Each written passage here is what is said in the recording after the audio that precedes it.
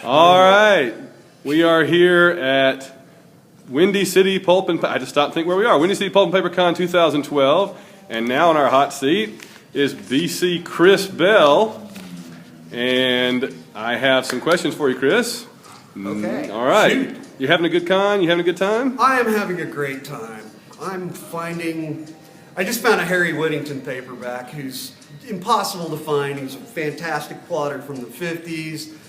Adventure magazine for $3. I'm rocking. All right. All right. Well, I'm losing the camera. Hold on, everybody. All right. Number one, what inspires you and what creative things are you enjoying now? Wow, what inspires me? A lot of old authors, evidently. Anything different. I mean, I love like the genre detective, adventure, western hero stuff.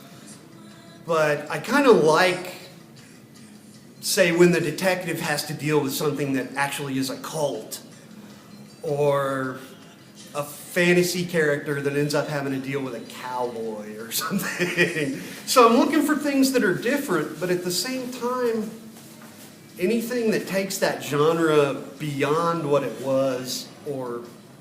So I'm looking for history-making stuff. Let's put it that way. Very good. What is your favorite pulp story of all time? Oh, God. Everybody says that. It would be so easy to say The Maltese Falcon, or Fast One by Paul Kane, or Tarzan the Untamed, or about a million. If I had to, man, one pulp. Only one? Yeah, somebody's whispering John Carter of Mars. That's in there. You know what? Yeah. Oh, yeah. Tales of the Bagman is really great, by the way. I'm going to stick with the Maltese Falcon because it's something I read. Every time I read it, I get something different out of it. What have you done, and why should readers look for it? What have I done? What have I not done? Actually, Tales from the Bagman is a great riff on...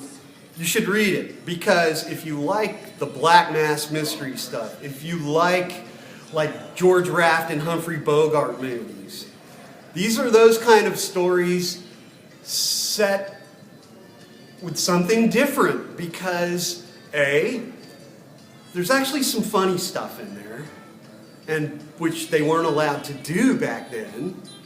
And the other thing about it is that Black Mask magazine never had a pulp hero.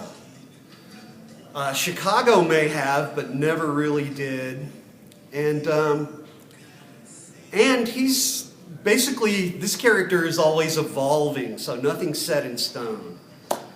So check that out. Check out my G-Man stories, Super Detective. I got all kinds of stuff out there. So please, check it out. Cool.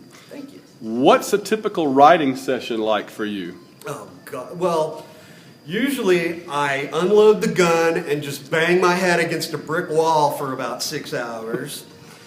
Then somewhere after I come out of the coma, I'm in like this perfect stupor. Actually, no, usually I sit down and I try to look at what I wrote the previous day, kind of go over that edit. Unless I'm really hot, and then I just keep writing. The trick is to just keep writing.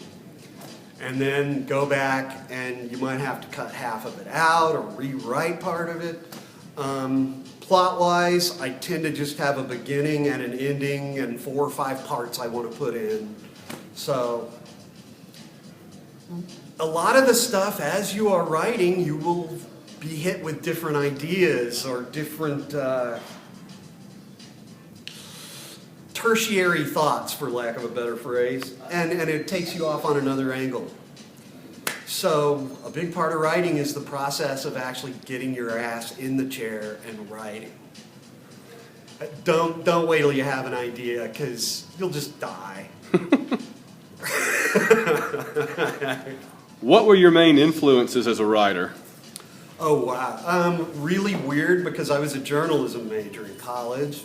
After that, I quit and I was a musician, so I wrote song lyrics for quite a few years. My first novel was a science fiction thing, not pulp at all, called Bipolar Express.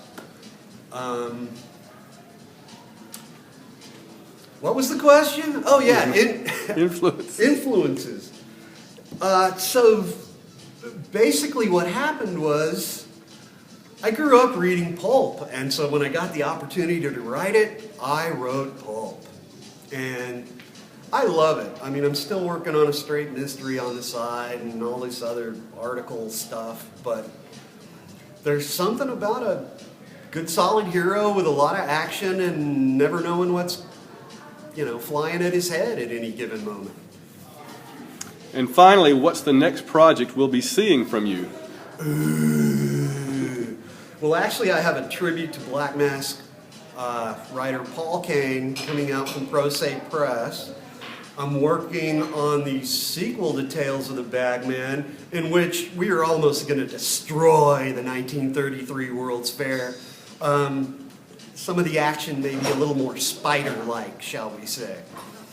Which is good, because the lead character is a bit daft. That's crazy to you kids that didn't get Daffy Duck. Yeah, so look for those two. I've also got another Dan Fowler G-Man coming out from Airship 27. And there's going to be some stuff re-released. You can come to my bag site, talesofthebagman.com/blogspot.com or some such thing. It's pretty easy to find. Or just knock around. Come to my Facebook page and don't let me rattle you, because not all of my posts make sense, because it's a wall you're supposed to be writing graffiti on. It's not some message board. Oh, sorry, I was getting critical. I'll stop. All right. Well, hey, thanks. On that note, thanks so much. We'll be looking for your stuff as always, and I hope you have a good rest of the in 3D. Special feature for this interview only. All right. Have a good rest of the con. Thanks so much, Chris. Thank you, Van. It's a blast. All right. See ya.